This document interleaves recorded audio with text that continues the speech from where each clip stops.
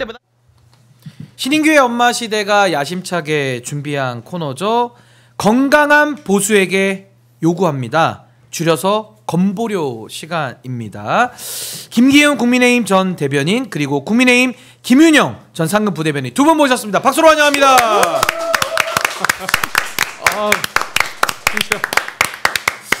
예, 저희가 힘차게 박수를 쳤고 시작은 하고 있는데 지금 보수 상황이 박수 받을 상황은 아닙니다. 지금 냉정하게 어렵습니다. 그렇다고 저희가 울상을 짓고 방송을 할 수는 없지 않겠습니까? 그래서 그래도 힘을 내시라고 박수를 힘차게 쳤는데 지난주에 두 분의 정말 열띤 토론이었습니다. 저희 신인규 엄마 시대의 토론 사상 가장 뜨거웠고 굉장히 예 반응도 좋았는데 그 이후에 두 분 나가셔서 뭐 서로 말씀 안 하시고 막 이러신 거 아니죠? 아닙니다. 나가면서 서로 대화 잘 하셨죠? 더 허심탄회 얘기를 많이 더 허심탄회하게 얘기 잘 하셨어요? 네네 맞습니다. 우리 지난주에 방송하시고선 좀 어떠셨습니까?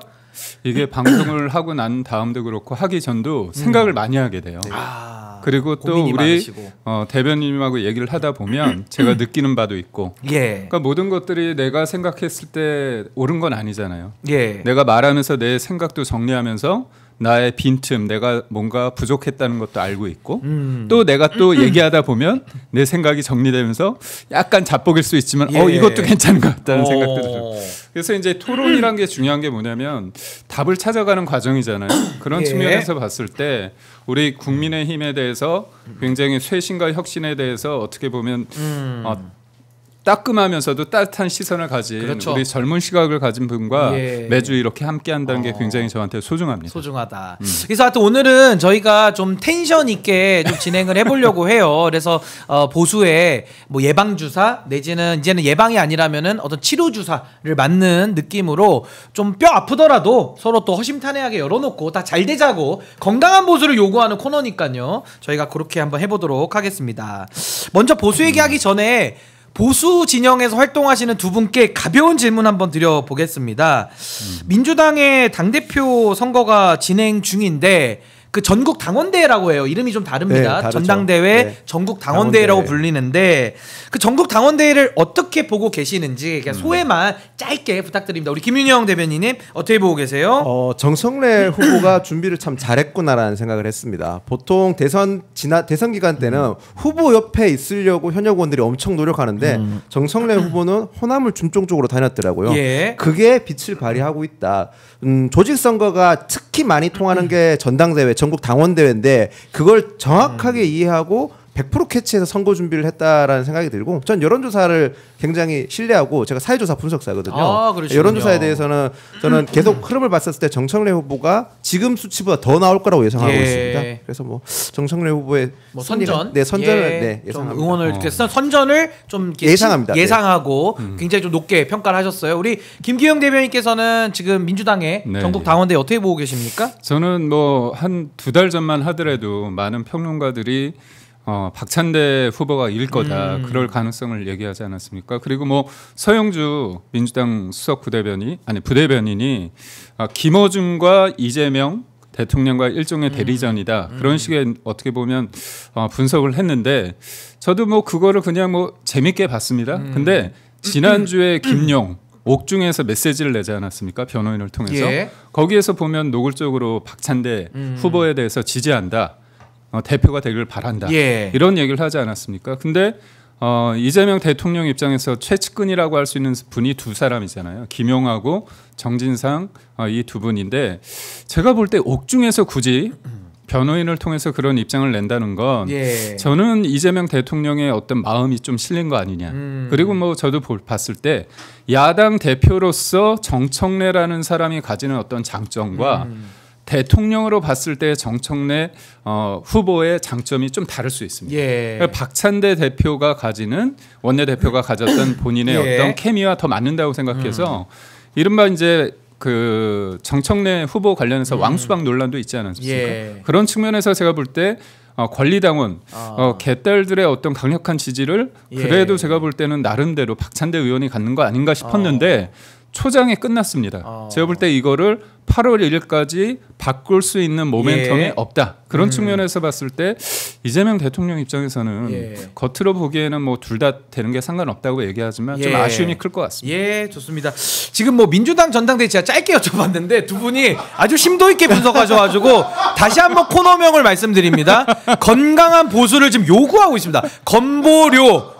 건보료 다 내고 계시죠 지금 건보료. 아니 근데 저도 냅니다 한 달에 한 번씩. 민주당도 더 건강해져요. 예, 지금 국민의힘 얘기하는 시간입니다. 저희 당 얘기보다는 민주당 얘기하는 게 편해요. 예, 지금 두 분 편하시라고 여기 모신 게 아니에요. 이 아침 이른 시간에 좀 불편하시더라도 건강한 보수를 만들어 내야 될 거 아닙니까? 불편한 얘기 하시죠. 여기까지 하시죠. 정말 여기까지 하시죠.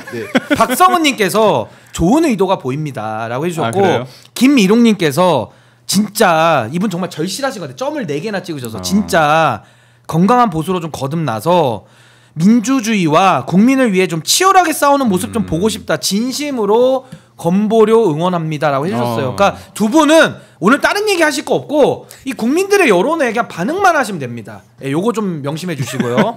저희 바로 주제로 들어갑니다. 시간이 지금 저희 적습니다. 네. 보수와 진보 하나 되는 시간인데 이제부터 보수 정밀 진단 들어갑니다. MRI, CT 들어가는데 국민의힘 쇄신을 위한 기회가 돼야 될 텐데요. 냉정하게 8월 22일에 열리는 국민의힘의 전당대회 저희가 한번 상상해 보겠습니다. 쇄신과 혁신으로 끝날 것이냐 아니면 또다시 눈살 찌푸리면서 국민들이 아유 이제 국민의힘은 진짜 안 되겠다 이렇게 생각할 것이냐 그 기로에 와 있다고 저는 보거든요. 두 분의 예상 한번 좀 들어보겠습니다. 이번에 우리 김기영 대변인님 요거는 좀 짧게 듣겠습니다. 제가 볼 때는 지금 갈등과 파열음이 많이 증폭되고 있습니다. 그리고 앵커께서 말씀하신 것처럼 국민들 답답하죠. 날도 더운데 짜증나고 습도도 높아서 후덥지근해서 그런데 저는 이게 결국은 한번 해소돼야 되는데 혁신이라는 공간을 통해서 저는 해소되기 힘들다. 왜냐하면 혁신이가 권한에 대한 어떤 크기에 대한 제대로 된 정립이 없어요. 그리고 선출직 어떤 민주적 정당성이 없기 때문에 여하튼 저는 이견이 많이 제시되고 싸울지언정 저는 전당대를 통해서 한번 화끈하게 뭐랄까요? 살풀이라고 해야 되나? 한번 풀어야 된다. 그럼 풀어야 된다. 통과 의례가 있어야 된다. 거기에서 누군가 리더십이 세워지면 이건 누가 지명한 게 아니잖아요. 우리가 뽑은 거니까. 거기에서 묻어나는 어떻게 보면 무게감이 다르다. 그렇다면 거기에서 대한 승부가 갈리기 때문에 저는 여타 뭐 여러 가지 걱정도 있지만 그런 과정을 통해서 나오는 리더십은 거기서 나온 메시지는 달라질 거다. 그럼 우리 김기영 대변인은 한번 풀고 딱 승복하고 깔끔하게 가자 지금 이렇게 얘기하셨는데 우리 김윤영 대변인님 어떻게 보십니까? 아마 저는 좀 더 먼 길을 가야 될 것 같다는 생각이 듭니다. 냉정하게 해서 전당대 냉정하게 지금 보시는 거죠? 저는 냉정하게 맞는데, 그러니까 두 분 다 냉정하신 건데 말씀 저는 개인적으로 전한길 씨를 굉장히 이 보수를 아주 악의 고롱통이로 밀어넣고 있다 생각하는데 전한길. 근데 유일하게 하나 장점이 생겼습니다. 그분이 유일하게 보수의 이로운점을 하나 준 게 있어요. 전선을 명확하게 해준 겁니다.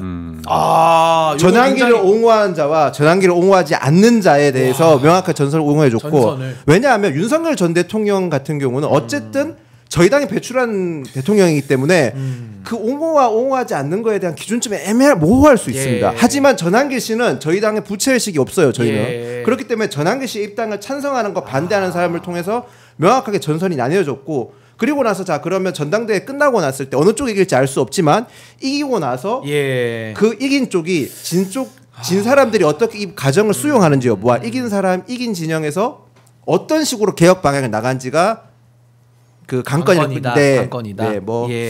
그 길이 어떨지는 아직까지 예측 못하겠습니다. 아니 그러면은 뭐 우리 김윤영 대변인께서도 전환길 입당 여부가 워낙 빅 이슈였으니까 요걸 관련해서는 한번 또 전선이 한번 거진다 뭐 이런 식의 분석도 해주셨는데 그럼 제가 좀 예민할 수도 있지만 요 질문 바로 들어가겠습니다.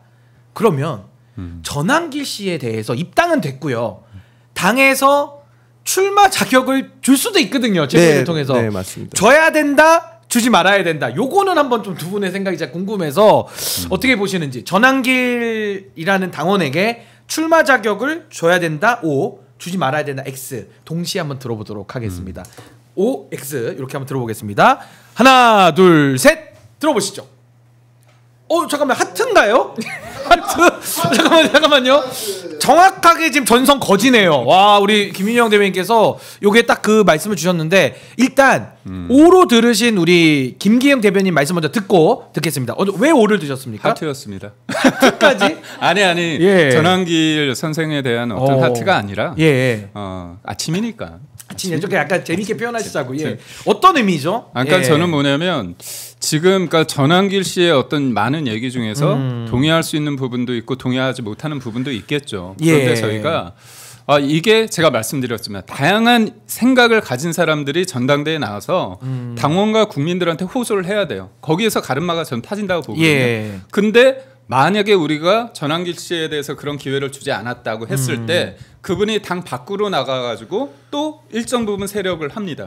그랬을 때 우리가 또 나중에 선거가 됐을 때 또 어떻게 하느냐 가지고 또 고민을 할 수 있어요. 예. 그렇다면 내가 생각이 다른 사람과 같이 하는 게 어떻게 보면 공통분모를 찾아가는 게 정치잖아요. 가능성의 예술이라고 하지 않습니까? 예. 근데 지금 가지고 물론 헌법적인 테두리 나야서 받아들일 수 있는 거 없는가의 부분이 있는데 전환길 씨 같은 경우는 헌재에서 대통령이 파면됐을 때 인정을 했습니다. 예. 그때 인정을 했어요. 인정하고 어떻게 보면 반대하는 사람 입장에서는 전환길 씨가 공격을 받았음에도 불구하고 그 부분은 인정을 했단 말이죠. 그래서 저는 차이를 극대화시키면서 계속 배제시킬 것인가 아니면 공통분모를 찾아서 같이 할 것인가에 대한 문제다. 그렇게. 그러니까 우리 지금 김기영 대변인께서는 전환길 씨에 대해서는 출마 자격을 줘야 된다. 우리 김윤영 대변인이 반박하시죠? 출당시켜야죠. 출마가 아니라. 네. 그러니까 누구를? 전환길 씨. 네, 전환길 씨를 전 출마가 아니라 네, 출당이다. 네, 출당. 이유를 좀 설명을 해주시죠. 일단 부정선거를 옹호하지 않습니까? 부정선거 옹호할 것 같으면 저희가 선거 왜 합니까? 그냥 다 정해져 있는 거 아닙니까? 그렇기 때문에 저는 윤석열 전 대통령의 계엄에서 분노했던 포인트가 두 가지가 있는 게 하나는 우리나라 최정예 특전사 정부사를 동원했다는 점이 굉장히 분노였고 예. 또 하나는 부정선거를 옹호해버렸지 않습니까? 부정선거를 옹호해버리면 국민의힘이 앞으로 10년 정도는 그 부정선거의 망령과 싸워야 됩니다. 전 그게 너무 개탄스러운데 그 부정선거를 옹호해버리니까 전 전환길 씨를 출당해야 된다. 그렇기 때문에 하는 거고 김기영 대변인 말씀 일리가 있어요. 그 어떤 게 일리냐면 정당이라는 거는 인형 스펙트를 넓게 가져가서 최대한 많은 표를 가져가야 되는 게 저는 맞다고 보거든요. 예. 그런데 그거는 평시라면 맞는 말이라 생각을 합니다. 근데 국민의힘이 지금 처해진 상황이 국민적 신뢰도가 낮은 상황이기 때문에 전환길 씨 같이 저렇게 음모론을 옹호하고 부정선거를 옹호하는 사람을 지금 받아들이면 허약한 체질에서 받아들이면 그거는 확장이 아니라 보수 진영 전체를 붕괴시킬 수 있다. 저는 그렇게 봅니다. 제가 짧게 김기영 대변인이 말씀드리겠습니다. 반박해 주시고요. 저는 이제 부정선거 관련해서 믿지는 않습니다. 그런데 당내에서는 제가 3%로 졌거든요. 저번 총선에서. 부정선거를 주장하는 사람들 입장에서는 저는 이긴 사람으로 분류가 돼요. 그래서 그분들 입장에서는 당신이 이겼는데 왜 이 소송을 안 하느냐. 그분들의 불만이 있습니다. 근데 아주 그냥 제가 쉽게 말할게요. 국민들 중에서 부정선거에 대한 음모론이라고 얘기하지만 그거에 대해서 믿는 분들이 실제적으로 있다는 게 현상입니다. 현실은 있다. 현실이 있다. 예, 그건 인정. 그리고 있어요. 국민의힘에는 그 비율이 더 큽니다. 그렇다면 이거를 해소하는 과정이 당신들은 부정선거를 주장하기 때문에 아니다. 말할 상대가 아니다. 이렇게 하기보다는 이틀 안에서 한 번 더 냉정하게 저는 1박 2일이든 2박 3일이든 부정선거를 주장하는 분과 그거에 반대하는 사람들이 만나서 과학적인 어떤 팩트를 가지고 근거를 가지고 치열하게 한번 해야 된다 봐요.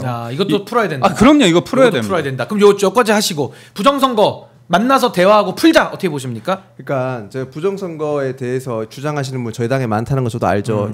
그리고 지금 현역 당협위원장 짧게 해주세요. 이거는 이렇게 중요한 주제는. 네, 굉장히 저는 제가 개표위원도 했었어요. 개표 참가위원 말고 개표위원 직접 개표했었어요. 근데 이거 과학적으로 토론되는 주제입니까? 어떻게 보세요? 저는 불가능하다고 봅니다. 그런데 만약에 제가 부정선거를 저렇게 옹호해주고 저는 공론의 장을 이끌어주면 선관위가 부실 선거를 관리하는 거는 선거를 뛰어본 사람들, 실무자들은 다 합니다. 근데 그거를 얘기조차 못하게 된다는 거죠. 그래서 부정선거에서는 선을 그냥 토론의 주제가 아니라 더 명확하게 긋고 부실 선거에서 논의를 그러니까 예를 들면 내란이나 부정선거 이런 거 그냥 선을 그어야 된다 확실하게. 네, 저는 그 생각은 변화가 대화 없습니다. 타협의 여지는 없는 주제다. 네. 이 주장도 굉장히 일리가 있고 사실은 민심에서는 오히려 우리 김윤영 대변인처럼 생각하는 분이 훨씬 많으세요. 그렇게 봐셔야 될 것 같고 제가 부정선거는 왜 제가 짧게만 하자고 했냐면 이건 지금 우리 핵심이 아닙니다. 네, 뭔지 알고 더 본질로 한번 들어갈 텐데 들어가기 전에 댓글 좀 소개해드리겠습니다. 우리 박성은님께서 시선을 달리 보는 논평이 재미있어요라고 해주셨고요. XXX님께서는 국민의힘 내에서도 다 생각이 다르군 해주셨고, YJJ님은 전 이 코너 좋아합니다.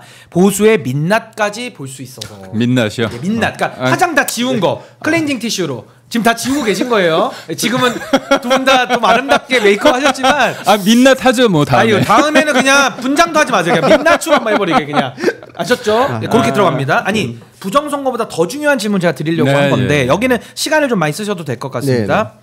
전한길 씨, 부정선거로 기준을 볼 게 아니라 윤석열, 그러니까 지금 국민의힘에서 출당은 아니고요, 탈당을 했던 윤석열 씨와의 관계를 가지고 좀 봐야 되는데, 저는 전직 대통령이라는 말을 안 쓰고 있습니다. 왜냐하면 파면을 당했기 때문에 저는 예우 없이 전 윤석열 씨라고 하고 있는데, 윤석열 씨와의 관계를 좀 봐야 되는데요. 국민의힘이라는 당에서는 윤석열 씨는 외부인입니다. 나갔습니다. 관계가 없는 분이에요. 근데 전한길 씨는 또 들어왔습니다. 근데 전한길 씨는 윤석열 대통령 방에 에어컨 안 틀어준다고 우는 분입니다. 실제로 운 걸 제가 봤어요. 영상을 한 5일 전에. 그러면 전한길이라는 사람에게 마이크가 주어지고 당에서 영향력이 커지면 윤석열 씨는 나갔지만 윤석열 씨는 또 나간 게 아닌 게 되는 이런 약간 모호한 혼선이 또 발생이 되는데, 이 부분을 어떻게 보시는지 우리 김윤영 대변인께서 시간을 좀 많이 쓰십시오. 이거는 제가 그래서 아까 처음에 얘기했듯이 전한길 씨가 전선을 명확하게 그어줬다는 겁니다. 유일하게 국민의힘에 이로운 일을 한 거죠.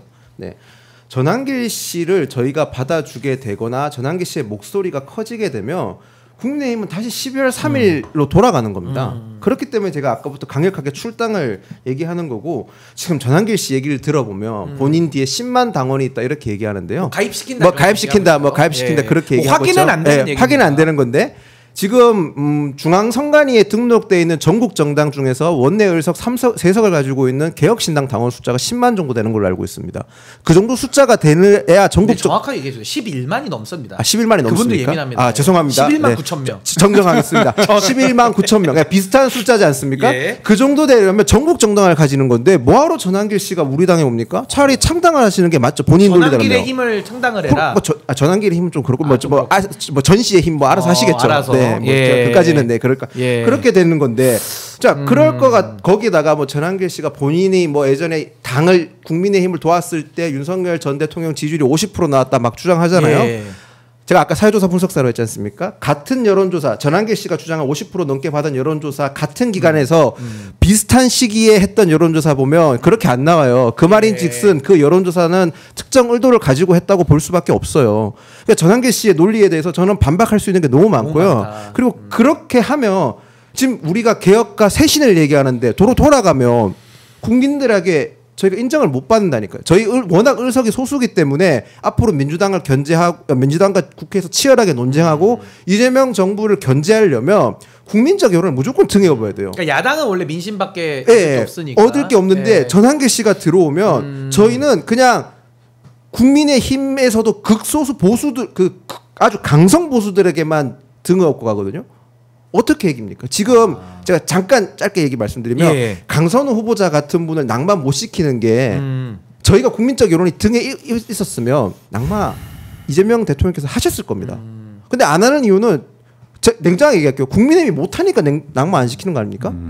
저희는 지금 민심을 더 파고 들어가야 되고 민심을 등에 얻는 방법에 대해서 강구해야지 돌아가면 저희는 돌아가면 안 된다. 지금 좀 우리 김윤영 대변인께서도 말씀을 해주셨는데, 전한길이라는 사람을 매개로 다시 나갔던 윤석열 씨가 돌아오는 이런 이미지와 실제 효과, 이 부분은 우리 김기영 대변인 어떻게 보십니까? 우선적으로 하나만 말씀드리겠습니다. 네, 좀 시간 많이 써도 됩니다. 이재명 대통령께서 국민의힘이 못하니까 강선우 후보자 관련해서 지명체를 안 하고 있다. 이 부분을 만약에 그렇게 생각한다면 이재명 대통령께서 정치를 잘못하신 거죠. 왜냐하면 정치는 야당을 보고 하는 게 아니라 국민을 보고 하는 거라고 저는 믿고 있고, 지금 우리 대변인께서 말씀하신 부분 저는 맞다고 봐요.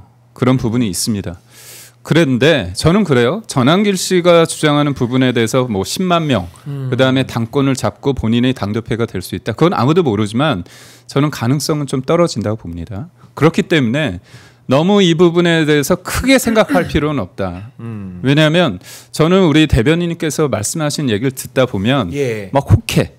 제 생각도 있지만 혹해요. 설득력이 좀 있어요. 설득력 있죠, 당연히. 당연히 제가 생각하는 게 다 맞다고 보지는 않습니다. 그렇죠. 예. 그런데 문제는 뭐냐면 저의 생각도 있고 우리 대변인 생각도 있잖아요. 그런데 이거를 미리 이렇게 예단할 필요 없고요. 한번 전당대회에서 다 풀어놓고 얘기를 듣다 보면 판단이 씁니다. 그 판단은 나의 생각, 대변인 생각이 다 맞다는 선에서 가지 말고 멈추고 국민들한테 당원들한테 한 번 맡기는 거예요. 그렇다면 결과가 나오잖아요. 예. 만약에 전환길 씨가 관련해 가지고 그게 만약에 당대표가 됐을 때 여기에 실망하는 사람들은 국민의힘을 떠날 겁니다. 뭐 탈당한 사람도 탈당할 있겠죠. 거고 예. 그리고 만약에 전환길 씨의 이런 얘기가 그런 얘기도 일정 부분은 있지만 그거보다는 우리가 쇄신의 길에 더 가야 된다. 대통령과의 어떤 이별을 확실하게 해야 된다. 그런 주장을 한 사람이 당대표가 된다면 일정 부분 그 자연스럽게 이제 흐름이 만들어지는 거죠. 그러니까 이거는 논리의 문제가 아니라 나의 과거와 감정의 덩어리가 응축돼 있는 거예요. 예. 근데 이거를 몇 사람들이 하기 전에 물론 이제 계획적으로 일종의 전선을 긋고 프레임 싸움을 위해서 반탄이다 아니면 찬탄이라 이렇게 갈린 거는 당연합니다. 예. 어쩔 수 없죠.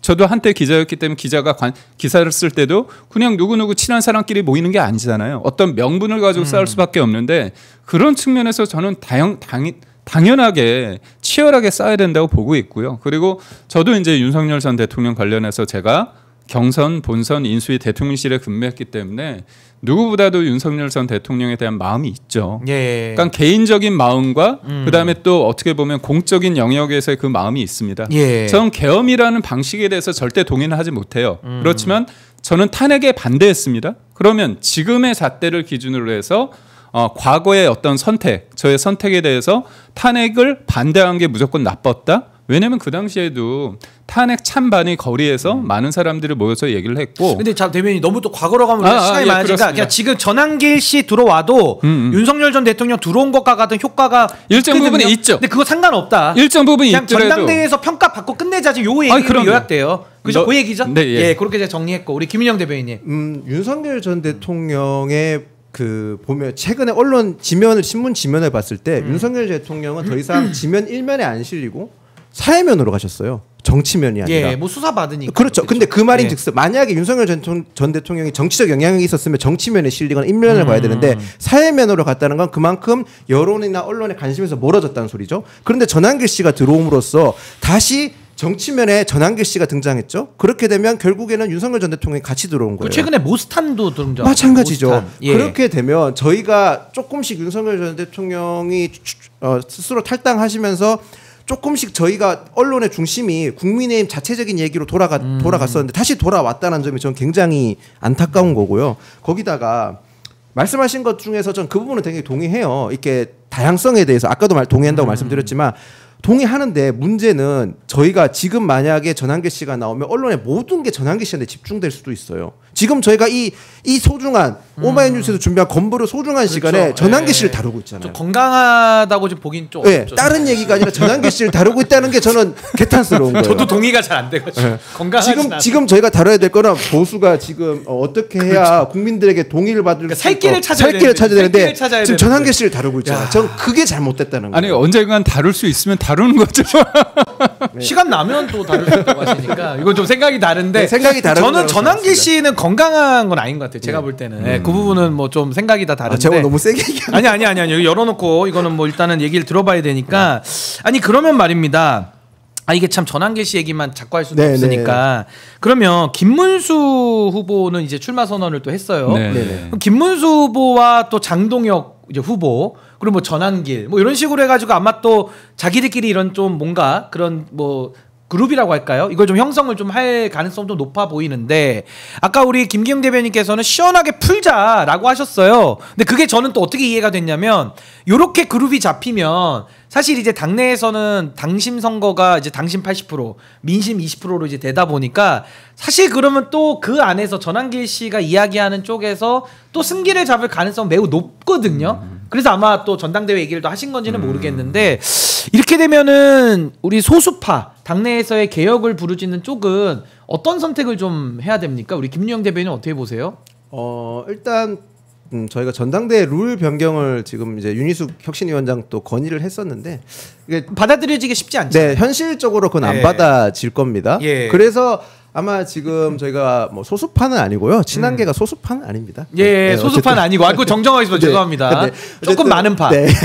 소수보다는 조금 많은. 네, 어쨌든 대파. 그래서 고민이 좀 많은 네. 것 같아요. 어떻게 개혁을 해야 되고 혁신해야 되고 고민이 많은 건 맞습니다. 그 부분은 분명히 있고 지금 사실 대선이 끝난 직후에 치러지는 선거 같은 경우는 이게 선거공학적으로 여론조사상으로 직전 대선 후보가 굉장히 유리한 건 맞습니다. 그래서 김문수 후보가 각종 여론조사에서 굉장히 높게 나오고 있는 것도 사실이고요.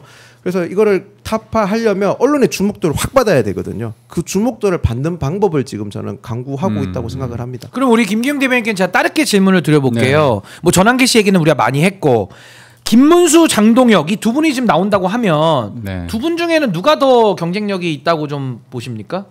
초반 판세가 중요합니다. 왜냐하면 예. 말씀하신 것처럼 김문수 후보가 후광이 있죠. 왜냐하면 대선 기간 동안에 저도 당협위원장으로서 김문수 후보의 장점을 진짜 탁 누르면 자동 버튼처럼 예. 딱 누르면 줄줄줄 나오거든요. 대선 때? 미담이. 예. 그렇기 때문에 많은 사람들로 하여금 김문수 후보의 재발견이다 뭔가 긍정적인 어떤 게 남아 있습니다. 각인 효과가 있는 거죠. 그런데 당내에서는 어떤 분위기가 있냐면 한동훈 전 대표에 대해서 긍정적으로 말씀하시는 분도 있지만 김문수 후보와 한동훈 전 대표 말고 새로운 좀 인물이 나왔으면 좋겠다. 왜냐 두 분이 등판하는 순간 어떤 무대의 공간을 다 차지하잖아요. 그렇다면 똑같은 거 아니냐.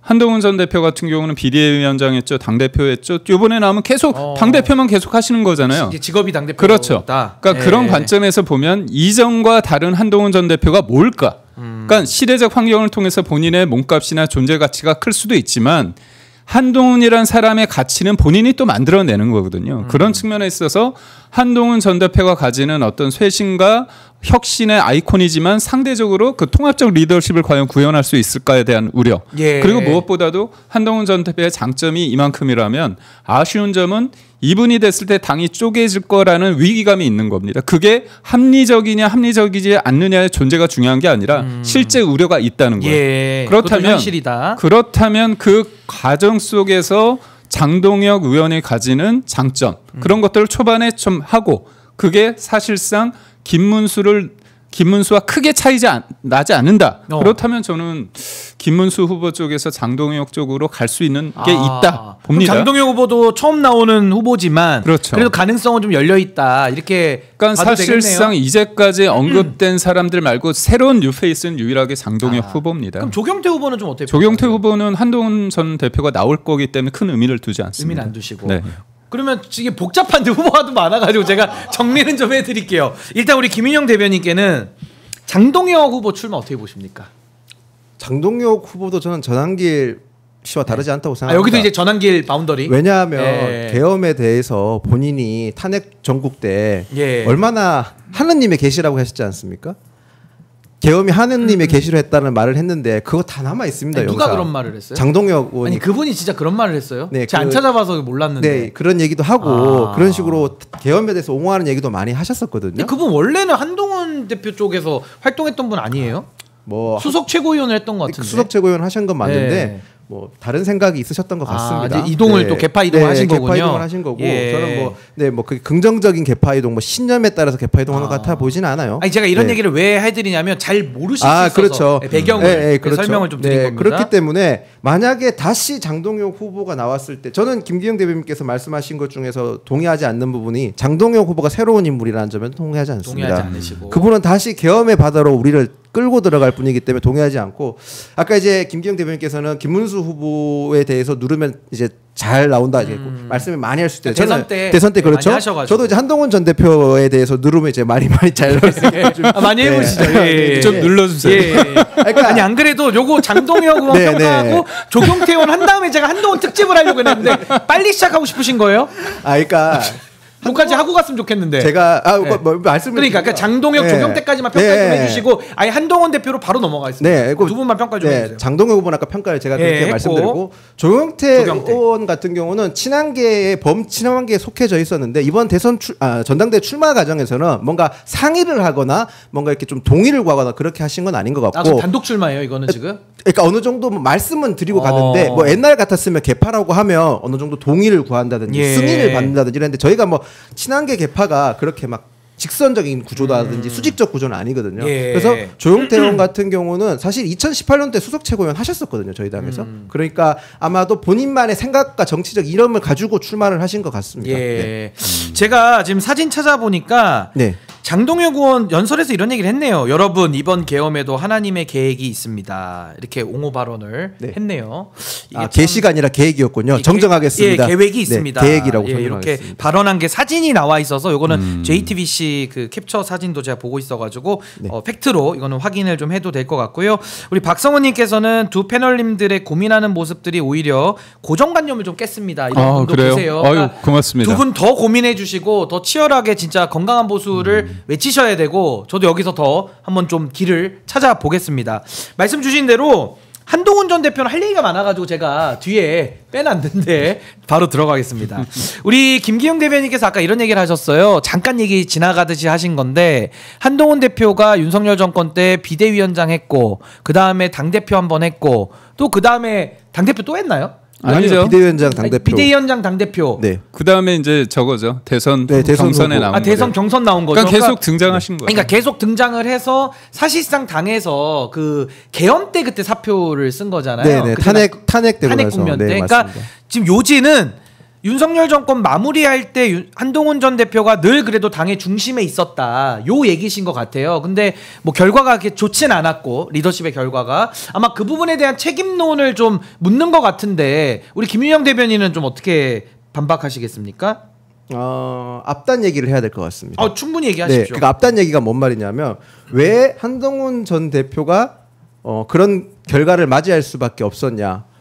비대위원장 시절 총선에 대해서 결과가 안 좋았죠. 그때 108석을 했죠. 참패했습니다. 참패했죠. 자, 그 부분에서 전적으로 한동훈 전 대표의 책임이라고 얘기할 수 있을까요? 저희가 그때 한동훈 전 대표가 그때 당시 윤석열 대통령실에 얼마나 많은 얘기를 했었습니까? 최상병 사건도 마찬가지고 임종근 사단장 얘기도 마찬가지고 물가 얘기도 마찬가지고 의대 정원 얘기도 계속해서 건의를 했었지만 안 받아들였지 않습니까? 집권 여당의 선거가 전적으로 어떻게 당대표의 책임입니까? 대통령 책임도 분명히 있습니다. 자, 그리고 그 문제 넘어가고 나서 그다음 그 계엄 이후에서 탄핵 전국 때 그리고 탄핵하고 나서 한동훈 대표가 탄핵을 잘못했기 때문에 책임을 져야 된다. 어려졌다. 그러면 왜 계엄했는지에 대해서 얘기를 해야죠. 계엄을 했기 때문에 이런 사태가 직면한 거지. 저희가 원인과 인과관계를 잘 따져야 됩니다. 윤석열 대통령 탄핵이 한동훈 대표가 한 게 아니라요. 계엄을 안 했으면 안 했을 거라는 점. 그리고 한동훈 전 대표는 탄핵하기 전에 앞서서 질서 있는 퇴진을 위해서 부단히 노력을 했었지만 그것을 어긴 것은 윤석열 전 대통령이었습니다. 그 점을 분명히 짚고 얘기를 해야 한동훈 전 대표에 대해서 책임론에 대해서 말을 할 수 있다 저는 생각을 합니다. 아니 근데 우리 김윤영 대변인의 말씀이 이거는 그냥 객관적으로 정리하겠습니다. 이거 논쟁 안 해주셨으면 좋겠는 게 인과관계를 잘 따지자라는 말은 너무 맞는 말이에요. 그리고 인과관계를 쭉 제가 들어봤을 때는 저도 뭐 정치평론을 많이 해봤지만 거의 그래도 인과관계는 맞게 말씀을 하셨거든요. 그러니까 여기에 대한 반박보다는 그거 외에 뭐 어떤 평가가 좀 새로운 게 있는지 그 부분을 좀 우리 김기영 대변인께서 말씀을 좀 해주신다면요. 사실 뭐 총선에 대한 어떤 책임론에 대해서 대통령의 탓이 뭐 몇 퍼센트다, 한동훈 전 대표가 몇 퍼센트다 이렇게 얘기하는 것 사실 구차합니다. 그러니까 그거는 백서도 못 쓴 내용이어가지고 여기서 토론하면 제가 드리고 싶은 말은 뭐냐면 한동훈 전 대표가 윤석열 대통령과의 관계 어떤 관계인지 다 알잖아요. 저도 윤석열 전 대통령이 어떤 캐릭터고 어떤 장단이 있는지 압니다. 그렇다면 그 사람과의 관계 본인이 얘기했던 게 뭐냐면 누구보다도 윤석열 전 대통령을 잘 알기 때문에 내가 당대표가 돼야 된다고 얘기를 하셨어요. 그런데 문제를 풀어가는 방식이요. 답이 있을 수 있습니다. 근데 과정이 중요한 거예요, 정치는. 절차나 과정. 그렇죠. 근데 그럴 때 그거를 과연 제대로 했느냐에 대한 문제인식이 있는 겁니다. 그리고 장동혁 어떻게 보면 수석 최고가 나오게 된 계기도 사실 그런 것들이 있는 거거든요. 그러니까 제가 볼 때 한동훈 전 대표의 장점이 굉장히 많아요. 근데 아쉬운 건 뭐냐면 본인이 방향을 정하고 그게 가는 과정에 있어서 생각이 다른 사람과 함께 하느냐 그리고 어떤 문제를 제기하는데 방식이 그에 맞느냐에 따라서는 그게 좀 거친 면이 없잖아 있다는 거죠. 윤석열 대통령을 옹호하고자 하는 게 아니라 윤석열 대통령이 그 당시에 한동훈 전 대표 당시의 대표의 관계 속에서 어떤 문제에 대해서 갈등이 있고 차이가 있을 때 접점을 찰 때 예. 한동훈 전 대표 측에서 얘기하는 것처럼 윤석열 대통령이 다 거부하고 그런 게 아닙니다. 접점을 찾을 노력이 여러 사람 과정 속에 있었는데 예. 그게 언론을 통해서 극적으로 나오는 그런 장면들이 제가 볼 때는 아쉬움이 크다는 거예요. 그리고 저는 하나만 더 말하겠습니다. 조경태 의원이 이번에 나온 데 있어서 한동훈 전 대표하고 깊은 상의가 없었다. 그것도 어떻게 보면 저는 문제라고 봐요. 왜 그렇죠? 예. 그리고 장동혁 의원도 그렇고 진정원 의원도 그렇고 나갔다가 진정원 의원은 다시 들어갔죠. 그럼 그렇게 봤을 때 그 몇 안 되는 사람들 가정에서도 이렇게 계속 뭔가 이렇게 배제되고 있다. 떠나간다. 예. 그런 거에 대한 리더십의 아쉬움이 있습니다. 우리 김기영 대변인께서 좀 신규 내용을 아주 잘 말씀해 주셨어요. 그러니까 과거 논쟁 여기서 해봐야 뭐 국민의힘에서도 백서 못 쓴 내용을 우리끼리 얘기할 필요는 없고 요약하면 한동훈 대표 리더십이 많이 부족하다. 리더십이 없다. 근데 지금 또 당대표 나오면 이게 되겠느냐, 당을 잘 추스릴 수 있겠느냐 이런 비판인데 여기에 대해서 좀 답을 주시죠. 정치적으로 봤었을 때 뭐 100% 완벽한 리더십을 가진 사람은 없다고 봅니다. 뭐 부족한 점이 있었으니까 뭐 자기 사람 관리 못했다라는 점에 대해서는 뭐 겸허하게 받아들일 부분이 있습니다. 그런데 장동혁 후보가 지금 보여준 행보가 만약에 한동훈 대표와 비슷한 결에서 계속 보여줬었으면 그 지적이 저는 100% 다 수용된다고 생각하지만 장동혁 후보가 한동훈 전 대표와 결별하고 나서 보여준 모습 자체는 그게 저는 본 모습이라고 생각을 해요. 어찌 보면 장동혁 후보가 위선적인 모습을 보여줬기 때문에 저는 이런 사태가 발생했다. 그렇게 조금 다른 면으로 봐야 될 것 같고 예. 그리고 말씀하신 대로 좀 저희가 당이 지금 정상적인 상황이 아니었었지 않습니까? 그동안에 그 과정에서 한동훈 대표가 어떻게 하든 정상적으로 만들려고 하는 과정에서 다소 조금 과격할 수 있는 방법 어떻게 보면 충분한 쑥이나 토론이 없을 수도 있었다고 봐요. 왜냐하면 총선이라는 거는 비대위원장 와서 바로 총선을 치렀지 않습니까? 그러면 그 과정에서 충분한 쑥이 할 수 있는 시간도 없었고 그리고 한동훈만이 가지고 있는 본인의 정치색을 드러낼 시간도 부족했다고 생각을 합니다. 그런 점이 좀 고려돼야 될 부분이라 생각을 하고 그리고 저는 좀 드는 생각 중에 하나가 아까 조경태 의원이 수기를 안 하고 했는 거는 뭐 문제가 있다고 말씀하시는데 예전 개파였으면 그랬을 겁니다. 총재 시절 개파. 근데 친한계 분들은 항상 많은 토론과 얘기를 합니다. 시대가 좀 바뀌었다. 시대가 바뀐 리더십이라고 보시면 맞을 것 같습니다. 근데 제가 하나만 더 여쭤볼게요. 네. 근데 이 지적은 좀 뼈 아플 수 있는데 어떻습니까? 그러니까 한동훈 전 대표가 그럼 결국에는 당심의 지지도 얻어야 되겠지만 결국 중요한 건 이제 민심의 아마 전폭적인 지지를 받아야 그 어려운 당내 상황을 극복할 힘이 아마 생길 텐데 그 민심의 지지를 받으려면은 사실 한동훈 전 대표에 대한 국민적 평가가 중요한데 네네. 거기에 대해서는 윤석열 정권의 초대 법무부 장관을 지냈고 또 법무부 장관 마친 날 그날 비대위원장으로 바로 갔거든요. 그날도 비판 많았습니다, 사실은. 그러고 나서 비대위원장 하면서 리더십을 잘 못 보여줬기 때문에 물론 이제 책임론은 논외로 하더라도 결과적으로는 108석을 얻은 거죠. 그러고 당대표 됐다가 이제 이 지경까지 왔으면 그 민심의 지지를 받을 수 있는 가능성 우리 김유영 대변인은 솔직히 얼마 정도로 보십니까? 민심의 지지를 받을 가능성. 지금 국민의힘에서 민심과 말할 수 있는 중도로 확장할 수 있는 사람 하려면 전 두 가지 답에 명확하게 대답을 해야 된다고 생각합니다. 계엄에 반대했냐 탄핵에 찬성했느냐. 그 말을 할 수 있는 후보가 아니면 또는 그 말을 할 수 있는 우리 당내 유력 정치인이 저는 한동훈 후보밖에 없다고 생각을 합니다. 예를 들면 뭐 네. 유승민, 안철수 이런 분들도 계시니까. 유승민 전 의원이나 네. 안철수 의원님에 비해서는 한동훈 전 대표가 대중적 지지도라든지 인지도야 뭐 비슷하다 치더라도 예. 대중적 지지도가 더 높은 건 분명한 높다. 사실이라고 봅니다. 그러니까 대안이 한동훈밖에 네. 없다 이 말씀이고 우리 김기영 대변인님 아까 손 드셔가지고 제가 발언기 못 드려 죄송합니다. 아니 까먹었습니다. 까먹었어. 아니 근데 적어 놓으셔야죠. 아니 근데 까먹으시면 어떡해. 저는 뭐냐면 이거예요. 예, 생각났는데 저는 총선에서 지고 나서 예. 제가 왜 졌을까 생각을 많이 했을 때 그 결론이 제가 부족해서 그런 부분이 있다고 생각을 많이 하게 됐습니다. 우리가 큰 선거에서 졌을 때 누구누구 탓을 하는데 비대위원장으로서 당대표로 이렇게 사단이 나서 어떻게 보면 최악의 결과가 나왔습니다. 그리고 또 경선이 나왔는데 경선에서 선택을 못 받았어요. 그렇다면 저는 방전이 돼요. 나에 대해서 생각을 하게 됩니다. 그래서 한동훈 전 대표한테 필요한 거는 본인에 대한 어떻게 보면 자기를 직접적으로 자기에 대한 생각이 필요한 시점입니다.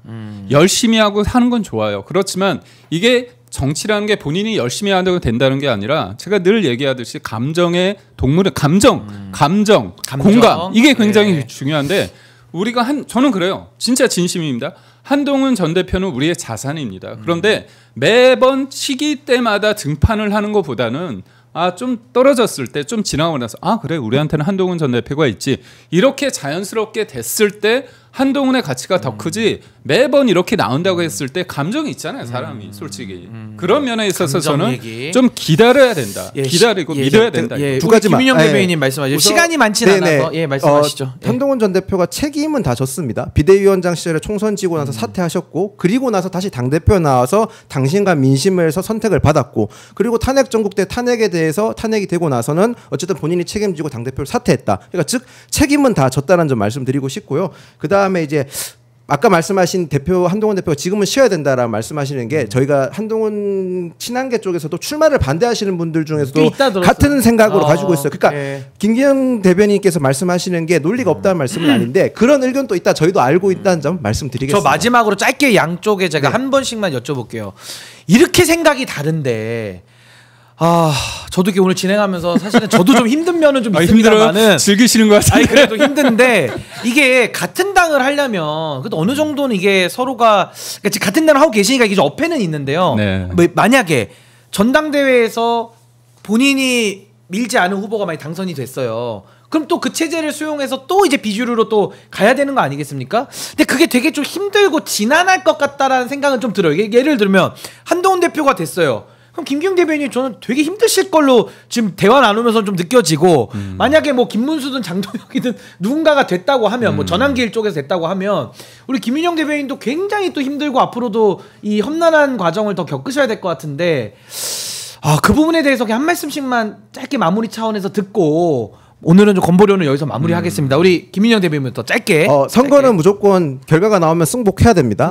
승복해야 되는 건 맞습니다. 그러면 승자가 어떻게 하냐가 중요해요. 지금 시점에서는 어느 쪽이 이기든 압도적으로는 못 이길 겁니다. 자 이겼을 때 이긴 진영에서 그 패배한 진영에 대한 의견이라든지 건의 사항에 대해서는 충분히 수기를 해야 됩니다. 그 과정이 없으면 만약에 안 하면 그때 돼서는 이제 다른 방법을 생각을 해야죠. 그때는 다른 방법을 생각해야 된다고 봅니다. 우리 김기현 대변인도 짧게 이 부분만. 리더의 덕목 중에 가장 중요한 게 비전, 앞으로의 방향을 제시하는 겁니다. 뭐 물론 이게 지금 보십시오. 얘기하는데 쇄신과 변화를 위해서 탄핵의 강을 건너야 된다고 하지만 여하튼 지나간 것들에 대한 어떤 여기에 대한 집착이 있는 겁니다. 요번에 살풀이라고 했잖아요. 그런 과정 속에서 이거에 매듭이 지어진다면 그 다음에 리더십은 앞으로의 방향성을 제시하는 거죠. 진짜 우리가 건보료에서 얘기했던 그 건전한 보수의 가치를 구현하고 방향성을 제시한다면 차이는 있을 수 있겠죠. 누가 댄들 해서 제가 뭐 박차고 나가겠습니까? 이 소중한 국민의 힘 그리고 지금 부족하지만 국민들의 기회를 줬다는 그런 생각으로 혁신해야죠. 그러니까 제가 오늘 두 분과 대화를 나눠보면서 느낀 점은 평행선인데 이 평행선이 좀 넓어 이렇게 넓은 평행선이고 이게 좀 대화도 나누다 보면은 약간 도돌이표 같은 느낌도 좀 있는데 어찌됐든 저는 건보료 한번 정리를 요거를 계속 앞으로 해 나가서 요 간극도 좀 좁혀보고 한번 이 도돌이표도 어떻게든 한번 좀 매듭을 한번 짓는 쪽으로 노력을 더 해보도록 하겠습니다. 앉아서 대화하니까 이렇게 평행선이 있는 건 아니에요. 갈 수도 있어요. 두 분 하여튼 오늘도 너무 고생하셨고요. 건보료 여기까지 진행하도록 하겠습니다. 우리 고생하신 김기영 대변인님, 김윤영 부대변인께 박수로 보내드리겠습니다.